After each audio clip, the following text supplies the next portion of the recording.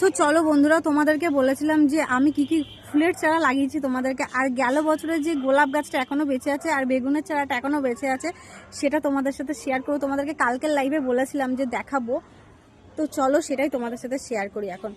তো গোলাপ গাছে একটা ফুল হয়েছে, গেল বছরের গোলাপ ফুল ওটা। আর বেগুনের চারাতে সবে ফুল এসছে। এই দেখো সেই গোলাপের, ওরে বাবা কতগুলো! আমি তো ভেবেছিলাম মনে হয় একটা হয়েছিল। এই দেখো একটা গোলাপ এটা হয়েছিল, আবার এখানে একটা হয়েছে, আর এখানে একটা ছোট্ট কুড়ি এসছে, এখানে কুড়ি এসছে। এই হচ্ছে গোলাপের চারা।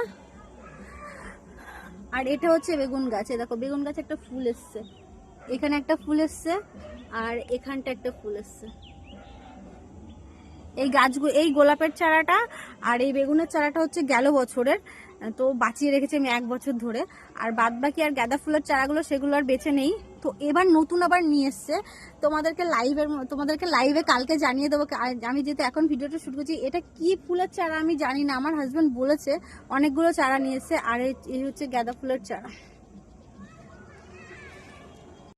আর এখানেও অনেকগুলো চারা লাগিয়েছি, এই যে এই দুটোতে গাঁদা ফুলের চারা।